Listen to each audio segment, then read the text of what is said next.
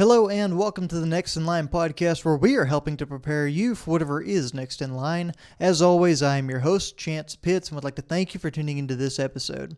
Guys and gals, welcome into the Next in Line podcast. I'm very excited to be back in here with y'all for another awesome conversation and recap of a recent event that we took on. But guys, before we get into that, I want to take care of the housekeeping. If you receive value from this episode or any other episode of the podcast, I would ask that you share the show with like-minded individuals who could receive that same kind of value. That's the best way for us to grow this movement, to help more people, and to reach more people as they strive for their goals, guys. That's what we're trying to do here. We're trying to start a collective of people or a movement of just inspired individuals who are pursuing the best version of themselves every single day. Now, the ways you can help us continue to push this thing out is leave us a rating or review, subscribe on whatever platform you find yourself listening on, or guys, just simply liking or commenting as well, because that'll help push us up in the search bar when people look for personal development and self-help type shows. Now, along with that, guys, be sure to check us out on social media. That's at Next in Line Development on Facebook, Instagram, and TikTok. We're active on all three platforms and would love to hear from you, whether you got questions, comments, or concerns. Now, along with that, guys, I want to run through some announcements before we get too far into this thing.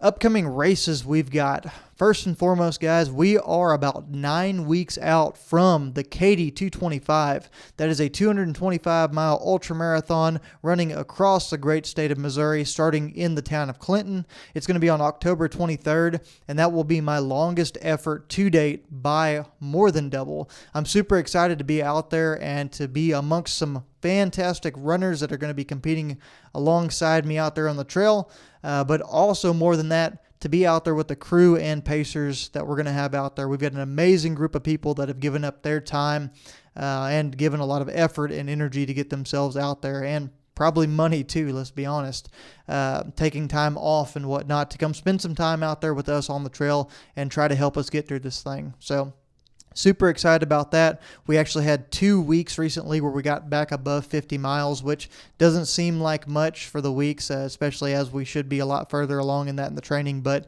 for about a month, I fought a knee injury. So getting back on the come up from that and heading the right direction is a phenomenal thing, and couldn't be more excited about where we're headed and how we're getting along as we get closer to that race.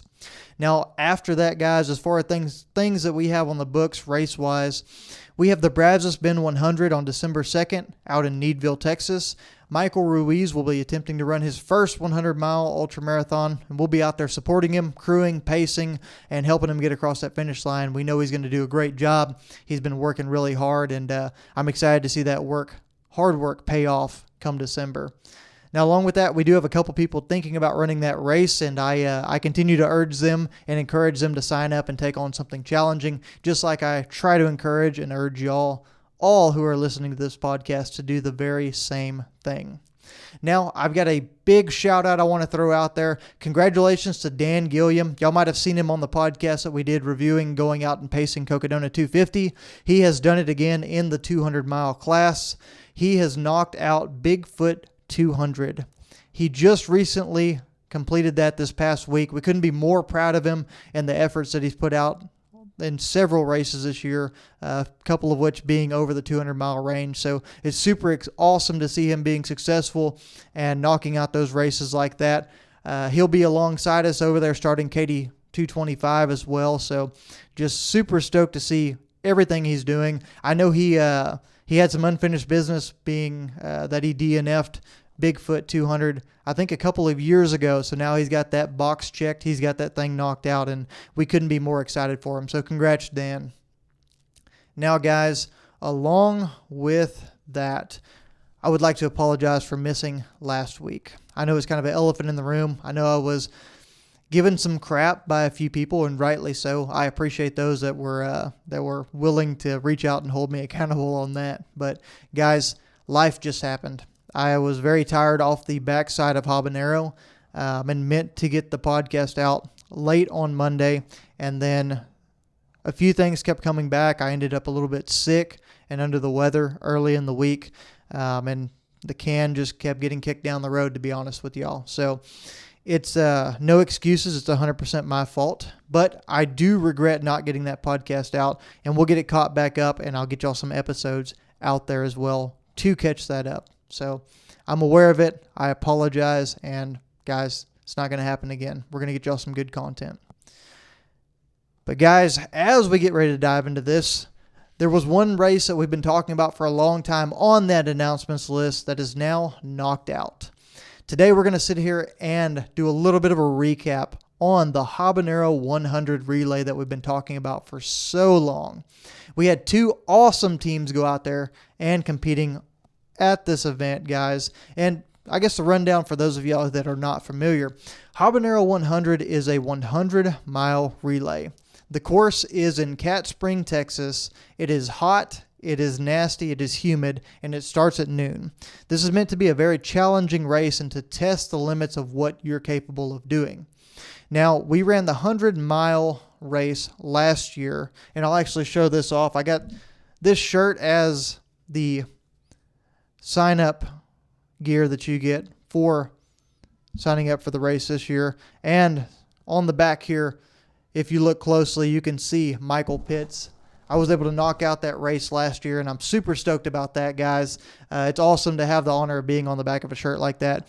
But it's meant to be a very challenging race, and we went out there last year, struggled through it, but got through the 100-miler. And this year we returned with a phenomenal group of about 9 or 10 individuals out there running the actual race, and then we were surrounded by some more great people out there. But those 9 or 10 individuals really went out there, gave it their all, and out of a total of 15 teams that started, we took 3rd and 4th place respectively. Both teams did an all-out awesome job. Now, there was a bit of a heated competition because this thing ended up being closer than anybody could have imagined. You see, we had 2 teams go out there. Myself, I was kind of injured leading into this, so I didn't know if I was going to be able to run. And honestly, I probably should have just stuck to the plan and not ran. However, I was able to get 2 laps in to help get the team that I was on, which was 5K Prep was our name, across the finish line just a little bit quicker than our counterparts, Scrambled Legs, who were the second team that we had out there. Now, the teams were made up of just some really great and dedicated and hardworking individuals. For 5K Prep, we had Mr. Chris Barnes, Mr. Tyler Kelch, Mr. Nate Becker, Sam Kuhneman, and myself, Chance Pitts. For Scrambled Legs, we had Billy Pitts, we had Ty Pitts, we had Michael Ruiz, Joe Avila, and Ashley Forshee. Now, those names are important because I'm going to give a little bit of a breakdown and review this thing just a little bit. So the final results, just to give you all an idea of how all of this went down, were 5K Prep took 3rd place with a time of 18:02 and 58 seconds. That's 18 hours, 2 minutes, and 58 seconds. Scrambled Legs came in 4th place at 18:03:00. At 18 hours and 3 minutes flat. That is 2 seconds behind 5K Prep. And let me tell you, it was an all-out dogfight. It started, like I said, at noon. In the heat of the day, it was humid and hot. We had the heat index over 110. It was insane out there this year, guys. And this course, being over in Cat Spring in the middle of cattle pastures, you run into a mess of sand. It was like running on the loose sand at the beach, guys. It was amazingly tough. But that's what this is meant to be. It's meant to be challenging. It's meant to test you, and it's meant to put you in a spot where you've got to really strive to try to be successful out there. And each and every one of those individuals that I named showed up and did just that. They did an absolute phenomenal job. Tyler Kelch actually came off the sidelines whenever I figured out that I wasn't going to be able to run. He was called in late, and he showed up and just honestly knocked it out of the park. We also had a few more people in that group that were a little bit inexperienced in running this far and getting out there like this in this kind of event, and they just did a phenomenal job. Sam Kuhneman came out of the woodworks and did a great job too. He's an old triathlete from back in the day a few years ago bore he had some knee issues, but here he is just knocking it out on the course, guys. Also, Nate Becker coming off the sidelines again. He didn't really do much training, but he ran Habanero last year. Knew kind of what he was getting himself into, but conditions were much worse this year, being about 15 degrees warmer out there. Of course, Chris Barnes out there just being really, really dedicated and healthy, and he's quite the athlete, especially for a guy of his stature out there. There's no good reason he should be running like he does, but he comes out there and defies the odds and beats down the trails, and I think scares half the people out there with what he's able to do. So it's pretty awesome to see. And it was an honor to be on that team and take a couple of those laps too. But I want to spend some time talking about that scrambled legs team. You see, my dad kind of took the lead role on this one and brought together a really good team. You know, Michael Ruiz came out, and he's in the middle of his prep for his 100-mile race, and he ran some really, really consistent and solid times out there. He had a goal, he had a plan, he stuck to it, and he actually exceeded his expectations, keeping everything around an hour and 5 minutes per lap. This is a 6.18 mile loop out there. So Michael did a great job out there just staying consistent and helping his team drive along and push this thing. Next, Joe. Joe did a phenomenal job, and I think he's pretty stoked about doing it again next year. I think a lot of us are, but he came out and joined the team. I know he pushed out the shirts. He was very involved in the planning from the get-go. And honestly, he just ran some very consistent laps out there as well. I just saw him knock out a 10K and get third place as well this past weekend, just a week after running that 18 miles or so that he ran out there at Habanero. So huge shout out to Joe for that as well. Then we get down to Ashley down here, and I got to say, if there was an MVP of this entire thing between the two teams, Ashley went out and burned down some laps. Ashley Forshee is a name that y'all are probably going to want to remember if y'all keep up with the ultramarathon world, or even if you don't. She's going to do some really cool things. I know she's got some awesome runs coming up. She runs every single day, puts herself through it, puts in the work, and man, she burned it down. I will go out and say here, the only reason that this race was really caught up the way it was, there was a lot of consistency out of that team. Don't get me wrong, I'm not downplaying anything anybody did, but Ashley came out on the last loop, and Scrambled Legs was 24 minutes behind 5K prep going into the last loop. Now keep in mind, the teams have collectively run 93.5 miles each up to this point. With multiple people running over 20 miles, multiple people already running 18 to this point. And Ashley steps up with a 24-minute deficit and runs down Nate Becker on the last lap to make it extremely interesting and an extremely close finish. Like I said, only 2 seconds difference. She came out and burned it down. I actually ran one of my laps against her, and she caught me close to the end and passed me and just burned it down. That just left me behind. So super impressed with what she did out there, and can't wait to see what she's going to continue to do in this ultra running world. Now, circling back up towards the top of the names here, Mr. Billy Pitts, my dad, always consistent. Super excited to see him out there and doing his thing. He got the hip issues that he's been going through kind of figured out and worked through.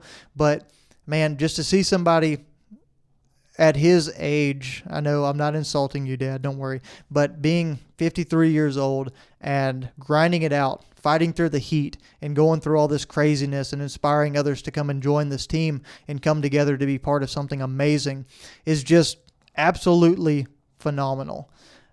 So seeing him go out there and be as consistent and to take care of himself the way he does with the recovery and the stretching and all the different aspects and being as disciplined is truly inspiring. But I got to say, the most inspiring performance that I saw from the Habanero 100 was out of Mr. Ty Pitts. Ty had not ran over 5 miles, I don't believe, in his life. So Ty was a little bit hesitant signing up. He was a little bit nervous, but he dove right into the group. He decided to go out there and sign up to run 3 laps of over 6 miles apiece. And when I tell you he was very consistent through the whole thing, he was extremely consistent. He didn't shy away. He didn't back down. He didn't try to do anything crazy and blow himself up at the beginning, but he ran out and he ran consistently. He ran very well for never running over 5 miles and then coming out and running 18 miles over the span of about 18 hours. So huge shout out to him. It's crazy inspiring. I know for a lot of us that were out there to see him do just that. And he just came in and knocked it out of the park. He's actually already looking for more races to do, and I might embarrass him by saying that, but man, I am excited for him to be back in this world too, and to be pushing himself out there and testing his limits as well. It's going to be really cool to see where he takes this thing and what he does with that. So that's kind of the Habanero recap in a nutshell. It was a lot of fun getting out there, guys. It was extremely hot. And extremely challenging in a lot of ways, guys. There was sand. You run through the night. You run multiple phases of the race at different times. There's no really good way to get any rest out there, especially with as hot as it is and as many times as people are flipping in and out and having to prep and get ready for their laps and everything. So everyone that went out there, thank you so much for being part of it. Thank you to everyone that came out and supported the runners as well and that were involved. I know Mr. Lane Diven was out there. Bree, Michael's soon-to-be Ruiz, Michael's fiance, was out there. Alyssa was out there as well, soon-to-be Pitts. A lot of engagements, wow. But my mother was out there as well, Miss Tammy Pitts. And then we had some support back here at the house from my wife, Lane, and our little baby girl as well, who's creeping up on a month old already. It's kind of crazy. But huge shout out to all those great people that were out there supporting us. We were able to secure the Habanero finisher medal, holding it up and displaying it here for y'all watching on YouTube right now. It's a neat little medal that we got here. And the coolest thing about that, guys, is now I've got a place that I can actually hang these medals up. Because we had one more person out there supporting us and hanging out with the team and doing some awesome stuff. And that individual was Mr. Josiah Birding. He is the owner and operator of Feel Good Fabrication, and he likes to make these awesome medal holders. He messaged me a while back wanting to make me a custom medal holder, and, you know, I don't really have a good place to display these. I got my little shelf behind me, but man, now I've got a phenomenal thing that I can be super proud of with this awesome medal holder that Josiah made me. Thank you so much for that, man. If y'all are out there doing big things and y'all are getting medals or awards or anything that you want to display in some kind of way, I highly encourage y'all to reach out to Josiah. He does a phenomenal job with his work. The craftsmanship on that thing is just awesome, guys. And I don't want to get this wrong, so give me just a second to pull it up. But his handle is feel.good.fabrication on Instagram. And you can give him a message there. You can give him a follow there. Support what he does. Awesome people doing awesome things, guys. I know he's a listener to the podcast, so shout out to him. Thank you so much for being a part of this. Thank you for the medal holder and all the support. He was just a great person to be around, hanging out with the group out there as well at Habanero. So thoroughly enjoyed it. Guys, go and give him some support. This is definitely something you're going to want to have to display all your things that you're very proud of and all these events that you've been a part of, guys. So that is essentially Habanero in a nutshell. It was an absolute blast. It was extremely challenging, but we will likely be there next year. I know there's a lot of individuals that really had a good time, and they're talking about diving into this thing one more time.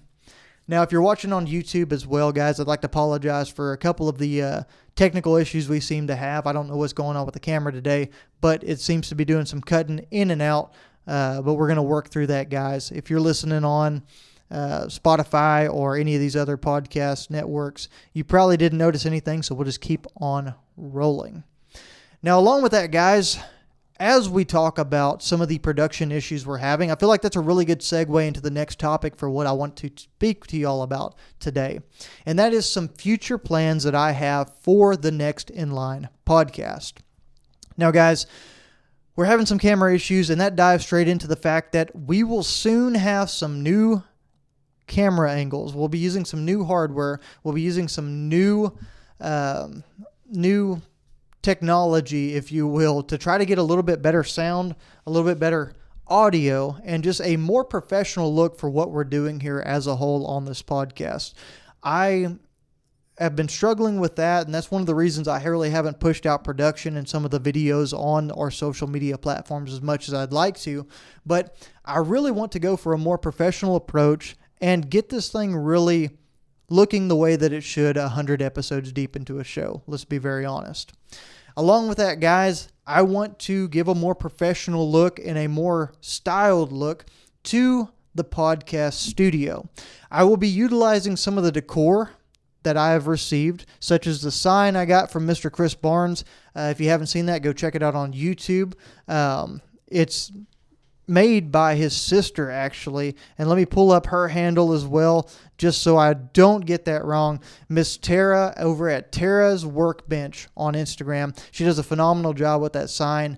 You can check out my post on Instagram as well to see how great of a job she did with that Next in Line sign.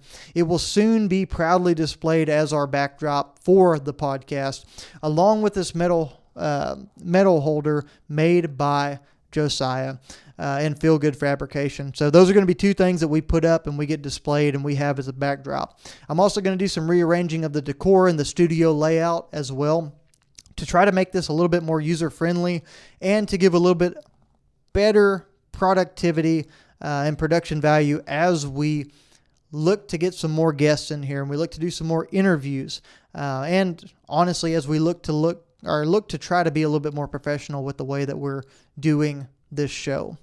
Now, along with that, guys, we're going to be changing the introduction and the outro, so be on the lookout for that. If it sounds a little bit different whenever you fire up this show here in the future, don't worry. It's still us. It's still the same values, same messages that we always put out, but it'll be sounding a little bit different, hopefully a little bit more professional and headed in the right direction as well. I just wanted to share some of those things for y'all guys because as we get towards this, I'm going to be really pushing out on social media and trying to do some big things, especially as we get towards this 225 and some of these different events and things that we're participating in coming up in the near future. And I'm super stoked to share some of that with you and to get into a higher value of production and a higher value with the message that we're trying to put out. So that's the future plans for the podcast, guys. If you have any questions about that, feel free to reach out to me. And the last thing I really want to dive into today, I want to share a really small lessons learned kind of situation with y'all. So here lately, as we have almost a 1-month-old, I feel like life has changed a lot for me and my wife. Our daily norms are nothing of what they used to be. Our normal sleep schedules are nothing of what they used to be.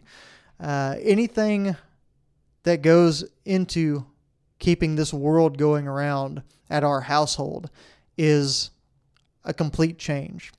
We've been fortunate enough to keep ourselves sane, to get a little bit of rest here and there, to have a daughter that is mostly cooperative. She's, for what it's worth, pretty easy, knock on wood, to get through. We haven't had any large changes or drastic impacts that have set us on a course that just completely throws us a curveball, so we're incredibly thankful for that. But with that being said, it's been a major adjustment. Trying to find ways to support my wife has been something that's incredibly difficult, right? Because you never feel like you're doing quite enough. You see her with this baby 24/7, and she's breastfeeding. She's really,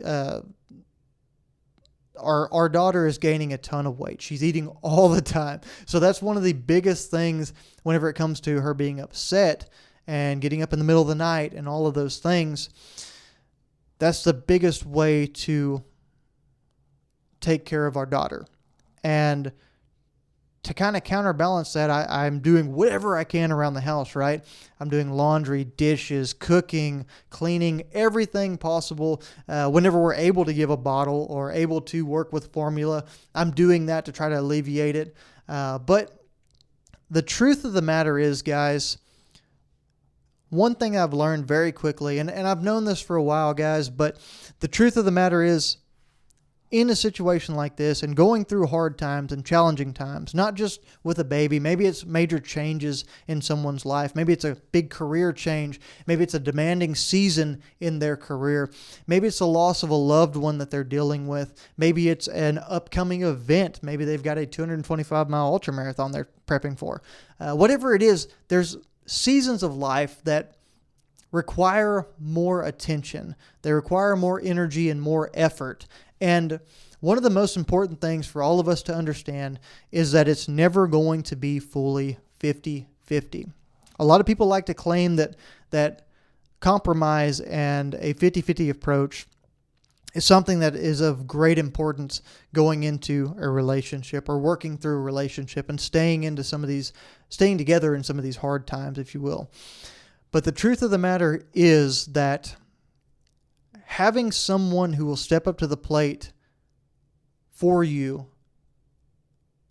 whenever times are not good, whenever things are extremely challenging, whenever your back's against the wall and you feel like you can't do anything right, whenever you feel like things are just falling apart around you and it's all you can do to stay above water and try to tread water and not drown in the situation, having somebody that's willing to step up to the plate for that is amazing. I've tried to be that for my wife, and I know I've mentioned a couple of things, but the truth of the matter is we have so many crazy things going on in life. I am very deep into a 225-mile race prep. It is extremely time consuming. It requires workouts, it requires stretching, it requires recovery, workouts and things like that, which take time. And to have somebody that is as supportive as my wife has been is an amazing thing. She has picked up the ball and ran with it so many times, and I'm just honestly incredibly grateful. And what I'm saying with this, and the point I'm making, guys, is that through these hard times and through these hardships and through these changes, especially as we look at personal development and trying to do bigger and more challenging things and working towards goals and trying to take on more challenging endeavors, we're going to come across times when things aren't easy. Whenever our time and our attention and our everything that we can invest into a situation is high requirement, high investment requirement. We have to pour ourselves into that situation. And understanding that things aren't always 50-50 in the moment is incredibly important. But finding ways to balance and to get closer to that 50-50 as an overall is what's important. You might have to give a little bit here. Your partner might have to give a little bit here. Whatever it is, guys, if you're taking, you've got to be willing to give on the backside, and vice versa. And that's one of the most important things I've learned here recently, guys, is that everything balances itself out in the end. And one of the most important elements of that, and another point that I had for this finding balance in parenthood, is the importance of finding a partner that understands that and finding a good partner. I've been extremely fortunate to find somebody that understands the goals that I've set for myself and understands all the things that I'm trying to do, especially whenever she signed up for this marriage with a guy that was only worried about sitting around and eating and drinking beer and not doing all this crazy time-consuming stuff. So it's extremely lucky that I have a partner that is supportive of me and is willing to let me take on all these crazy things as we have a child and in the middle of this craziness, and to be okay with that and supportive and to understand that it is a balancing act. It's not always 50-50 every single day, but it all comes out in the wash. Sometimes she has to give the absolute best version of herself to the version of me that's exhausted and tired and not able to be focused in on the situation. And sometimes I have to do the very same thing and mirror that. And that's okay. That's part of this life. That's part of this experience. And for anybody that is striving to do good things and to do challenging things and to take their lives to the next level in whatever avenue or endeavor in personal development, whoever's trying to make that investment and knowing that the time is going to be there and the requirements are going to be there, you have to understand this balance and you have to find that. And I pray for you that you have a partner that understands that. The last point that I'll make in this finding balance in parenthood, and the last conclusion I've drawn here recently, is that whatever your point of focus is, guys, if your time is with that little bundle of joy or your family or your wife, or if your time is cleaning the house or doing the dishes or the laundry or getting things arranged and put together in the way that they're supposed to be put together. If your time is in your career and it's time for you to focus on work, it's during the work day and you're dedicated and going all into those things till 5 o'clock. Or if your time is training or working on you or focusing on finances after hours, whatever it is that you're trying to hone yourself in for, whatever time it is that you're focused on, whatever your area of focus in, you have to go all in. You have to be completely dedicated to what that is during that time period that you have available. Because the truth of the matter is, you don't know if you'll get another chance. You don't know if your schedule will allow for you to circle back and attack that thing again that day, or if tomorrow's going to have to come and you're going to have to try again all over again. Whatever focus you've got, whatever things that you're trying to knock out and trying to accomplish, make sure that you're all in at all times. I don't know how many times here recently between either our new infant daughter or between my wife just being totally overloaded, overstressed, overwhelmed, and needing me. Between work going crazy and getting out of hand and taking way more of my time and day than I thought it would. Or a long run coming into the schedule and requiring me to commit 4 to 5 hours of training. I can't tell you how many times things have shifted. My attention has been pulled various directions and things have gone crazy on me. But understanding in that very moment that whatever it was that required the most attention, whatever I needed to do for my life to head in the successful direction and for the positive direction to be continued down that trail, I had to focus all in right there and try to become the best version of myself that I could for that situation in that moment. So guys, that's all I would say, and that's all I've got for you today. Finding balance in the parenthood, finding balance in personal development, finding balance in bettering yourself or whatever investment or project you have is going to require having somebody that understands or having people around you that understand the investment that you're trying to put down and being able to find the balance between that and to maintain the relationship in a positive manner, in a healthy way that allows you to be productive, but also allows you to take care of your obligations and to be successful in the things that really, truly matter in life. And then lastly, guys, whenever you're able to make that separation, whenever you're able to sort those things out, compartmentalize them, and figure out what's important, where it's important, when it's important, go all in. Attack it. Be aggressive. Bring the best version of you to it. And, guys, understand that those priorities shift all the time. And it's okay.